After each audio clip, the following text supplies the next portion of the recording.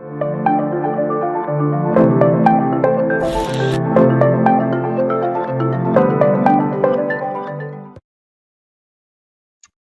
right. Hello, Jeremiah. Thank you so much for joining me today. It's so wonderful to have a CEO on Bits About Bots. How are you doing?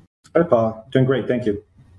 Fantastic. So, as we know, this world of hyperautomation has sort of expanded. There's several different tools, several different providers, several different vendors that have emerged on the scene. And you and I both share kind of this affinity for the process side of things, unearthing, looking for different places where processes can be enhanced and therefore automated. And so today I've invited you to sort of talk about some of the advent of technology, especially relating to the process mining, task mining space, some of these nuances that have come on the scene. So why don't you go ahead and introduce yourself for starters, help our audience understand where you come from, a little bit about what your background is, and we'll go ahead and dive right in. Sure. I'm Jeremiah Jeschke, founder, CEO, CTO of OfficeAutomata. This startup has been a journey for almost 8 years for us, and we kind of started in the process automation space. Went through Excel, AI for Excel, voice control for Excel, expanded to a full RPA platform. But when we were overseas in some of these conferences, we learned that, well, everybody had already chosen an RPA platform, but they were very interested in our discovery side. So we just cut off the RPA side and it just focused on that vertical, and it's grown quite a bit since then, especially throughout the market in terms of companies understanding why process intelligence is needed, and just the breadth of what's required to do process intelligence correctly. Absolutely. And so if you were going to just kind of just kick this off, you know, we have a wide array of folks that kind of tune in and listen to these video conversations to sort of learn a little bit more. If you had to kind of describe or you know, define, you know, the components behind process mining, especially when it comes to AI, I think that's a nebulous term that some business users kind of sling around. So in your professional opinion and the way that you would dictate this or explain it to somebody, could you give us sort of your definition of what process mining is, how AI relates to that, and just to kind of share and level set for the rest of the crew? Sure. There's actually three different terms here. There's process mining, which is pulling log data from CRMs, SEMs, software like SAP. It's just pulling like form submitted, form created, sent for approval. It's pulling that kind of data and running a pretty much off-the-shelf algorithm on it. Algorithms that have been built for almost 20 years now, and figuring out how different process steps link to each other. Task discovery is where you're pulling individual actions from either a screenshot or from event data that people are doing on their systems and building out task maps. Process discovery is a different term where you're actually building up those other two layers and figuring out the end-to-end processes from all that data. If that makes sense. Of course it makes sense. It makes sense to me, but some people, get a little bit confused in our alphabet soup, right? We tend to bring up, RPA with the assumption that everybody knows what that stands for. So for those who don't know, RPA is robotic process automation. And the special sauce behind what you've done and sort of what you've cultivated is the AI component of process discovery. So artificial intelligence as it relates to process, could you elaborate on that just a little bit to level set? Sure. So like for process mining, usually there's not AI involved. It's just an off-the-shelf algorithm.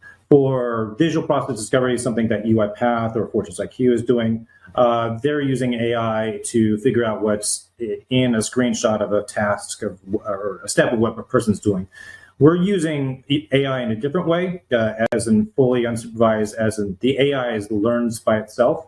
We just give it the data of what people are doing, and it figures out the tasks and processes, both how tasks are grouped together and what those maps are, how those linkages are, just all by itself. So in terms of intelligence, AI would be defined as anything you're giving to some sort of model where it's either learning by itself or you're teaching it how to understand the world. Fantastic, fantastic. And so piggybacking off of that, what we at Wonderbotz do is hyper automation all day, every day, find places where we can automate processes. A lot of our clients get to this sort of crescendo where they've automated all the processes that seem obvious to the naked eye, obvious to the leaders who have tried to either re-engineer or optimize processes along the way. And there gets to be a place where you say, where do we scale? Where do we go from here? Tell us a little bit about your view on how some of the tools that you've developed can assist in understanding or uncovering new places to potentially automate. Sure. So we prefer to start at the beginning, where a deep understanding of your processes and your tasks is required before you start the automation journey. Even if you've already done a few bots, what we've seen with our clients is they want to scale up, sometimes they need to go back and revisit the processes or bots that are failing a lot, and looking at why are these bots failing? Did we not build these bots correctly? Were there variations and exceptions that people were doing, and we misunderstood, or the developers misunderstood what they had to develop in terms of building a production-ready bot? So starting at the beginning is figuring out what your processes are, mapping them out, learning about the entire company architecture and the context around them. And once you're able to measure your processes, then you're actually able to start improving them. And improving them is what goes into a production-ready bot.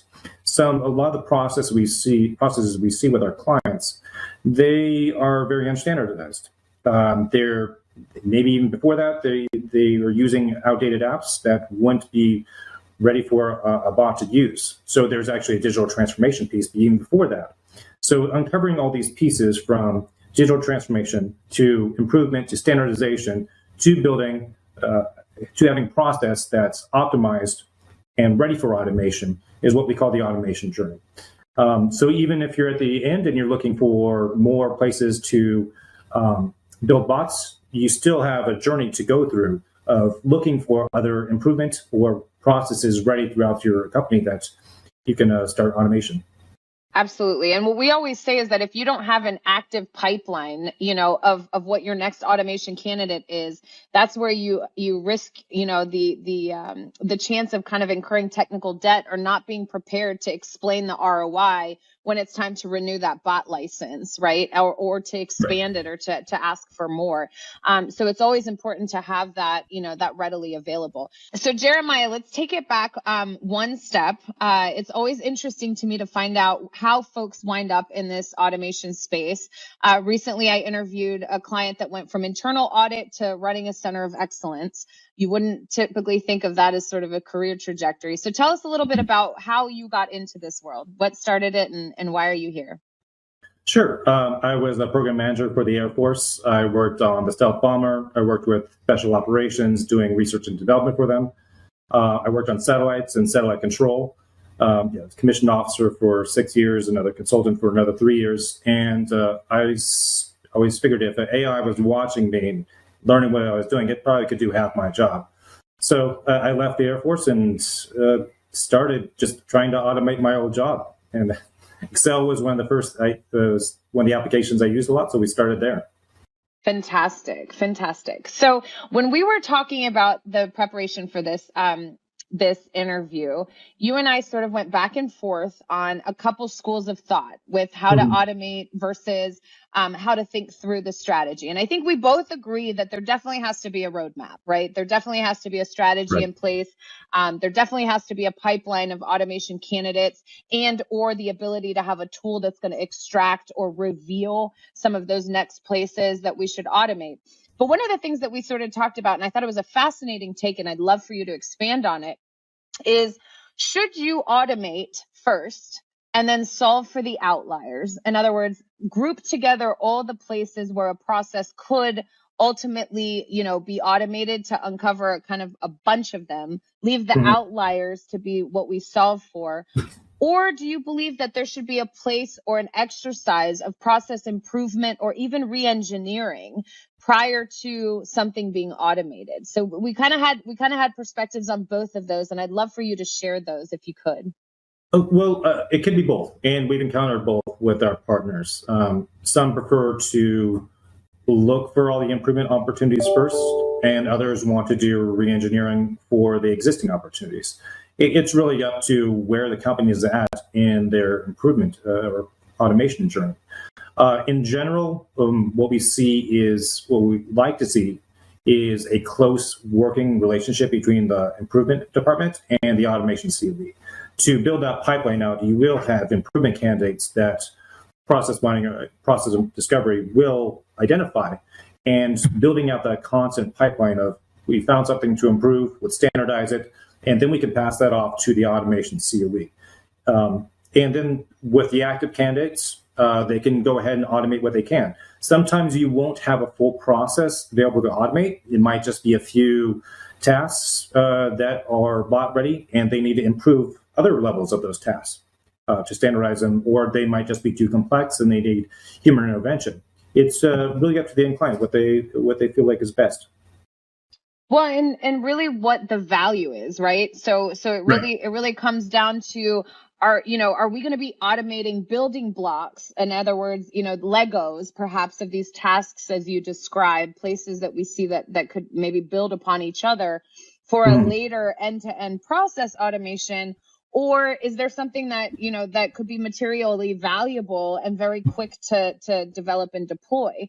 How do you see your clients typically kind of deciding the order in which they automate? Because I think that tends to have a material significance on the program as a whole, what you're developing and delivering to the organization versus what you're pipelining for the future. How do you see clients kind of making that decision?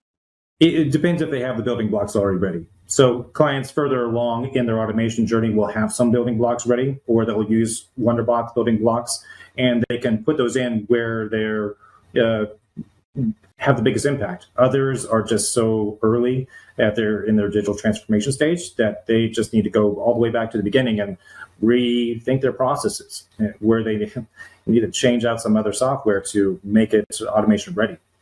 And have you seen, because I know this is something that comes up a lot, and I was kind of peeking into the to this user group that sort of asks questions before we had this discussion, because I always like kind of addressing things that folks are asking. But there's a lot of discussion about whether we scrap the bots, whether sometimes it makes sense to scrap some of the early development work and some of the early automations that were done because there was a better way or there was a design that made more sense. Or through the advent of using tools like what you've described today, there seem to be, paths of less resistance, than what had previously been built to have to maintain. Do you see that conversation coming up where folks are leveraging your tools or services to kind of rethink and sometimes, redo some of the automation work that they've done? Is that becoming more prevalent in your view? Yes, we do some bot tracking as well, and we see that conversation coming up where they might want to transfer the bots to different platforms and re-engineer them at the same time.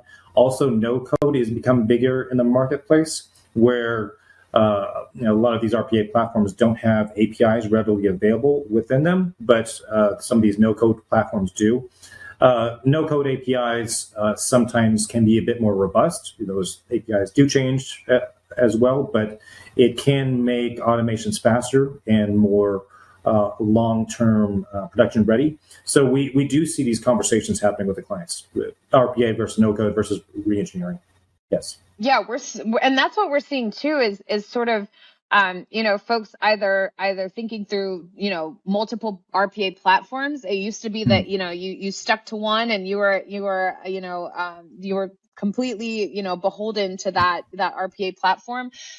We now see folks kind of connecting the dots with adjacent technologies in a different way as well, getting really creative about the application of a no-code, low-code type platform with their existing RPA. So we're seeing a lot of convergences of tools and technologies.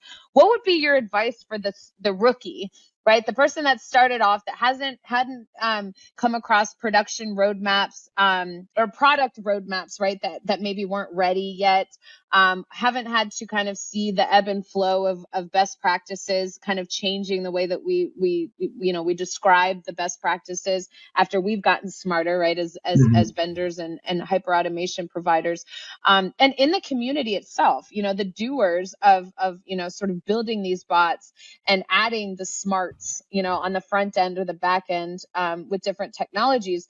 A rookie coming in, stepping on the scene today, I think is at an advantage, having learned from our lessons. What would you say is a place to start if somebody's just now dipping their toes into this digital transformation revolution?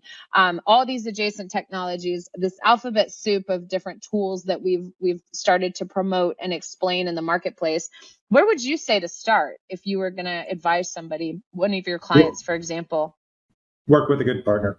There's so many lessons learned and best practices out there that, like your company, Wonderbotz, has learned that are critical for developing a good RPA or automation practice within a company. Even veterans of 20 years are still learning things of how to do things better. And as new technologies come online, you need that almost mentorship experience that's really required to getting a good ROI for your company. Oh, I agree wholeheartedly. And I've often thought that sometimes, vendors do a disservice to our end clients, to our clients, the ones that are actually applying this technology, by oversimplifying how these tools, work together. And so what would you say, to that? What have you seen over the last few years that has sort of emerged as one of those things that you can't overlook? And in my estimation, it's really been, the coupling of process understanding, truly understanding what the business outcome is that we're trying to achieve with technology, and marrying that back to the person that's developing the code, ensuring that they truly understand what it is that we're trying to accomplish. Have you seen better collaboration between the business users and the sort of the technical savvy folks in this space over the last few years? I think it's actually gotten more separated. With more technologies coming online, you really need professional developers that are developing these robust bots or automations or no code. I think it's been a misunderstanding in the market that an average person can develop a bot and just run a recorder, stick it in production. Seen so many RPA failures that way, where they're taking stuff away from IT, which they really do need control for security and data information reasons over these production bots. But just sticking a recorder and putting a bot in production, it becomes a security nightmare. And even if it runs well, which most of the time, if you have a new developer that's just another business user working in ops, and they think, oh, I can be a citizen developer. I can build this. Software engineering is really painful sometimes, and it lands you in a lot of trouble. So a tight coordination between an understanding what your processes are, how to improve them with the business process improvement department, how to build them with the automation COD department, and how to run them with the IT department. It's a critical pipeline. And if, there's so many pitfalls along the way that's where I see a lot of problems happening.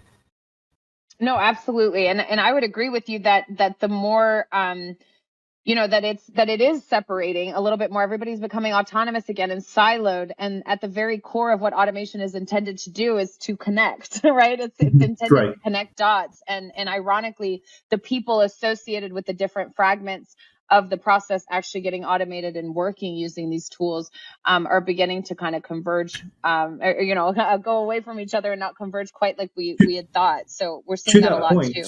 Yeah, to that point, what we've seen a lot in the past is BAs doing user interviews, sitting down with the user, taking notes, writing down step by step, turning into a PDD, maybe with the audit department or the client's compliance department, having that be what they think the process is, and then just passing that over to the developer. There was not a lot of crosstalk of what was the context of that. Are these actually the steps? if you get to give it to the developer, is this going to break in production? Or there's not a lot of communication there, and that's where I think a lot of RPA pilots and what is Ernst Young that says over 50% of RPA pilots fail, and what 83% of bots fail in production. That was from Pega. It's practices like that lead to RPA failure within the industry.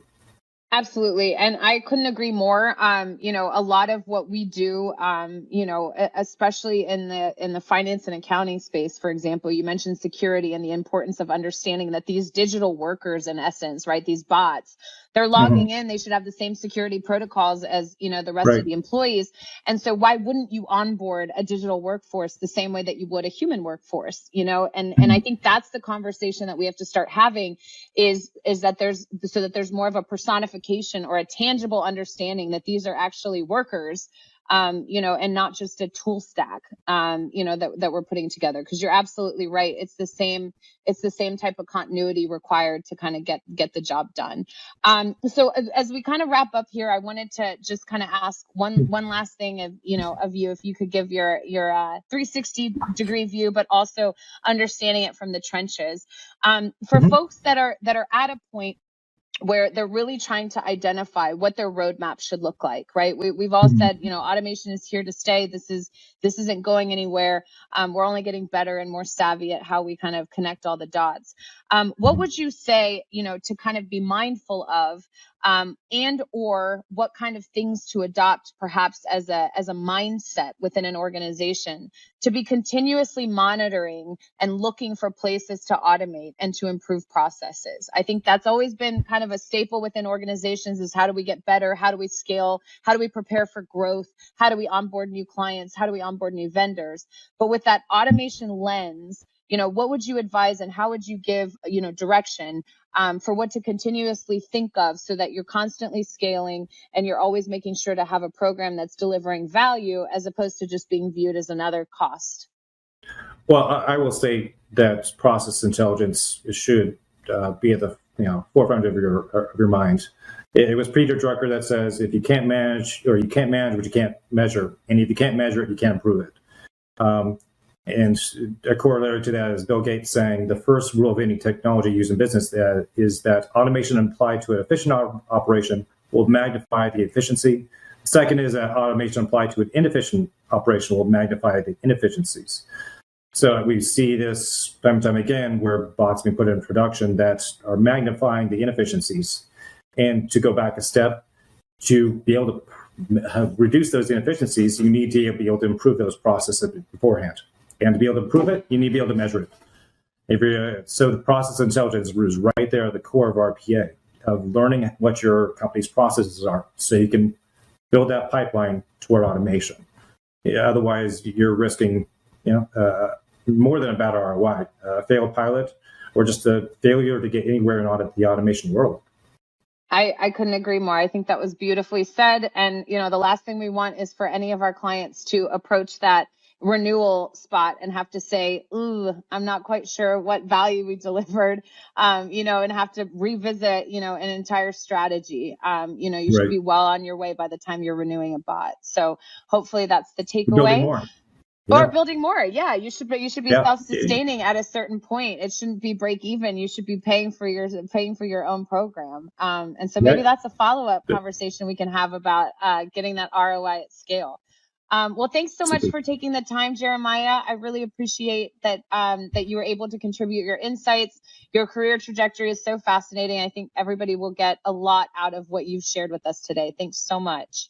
Thank you, Paula. Appreciate it. All right.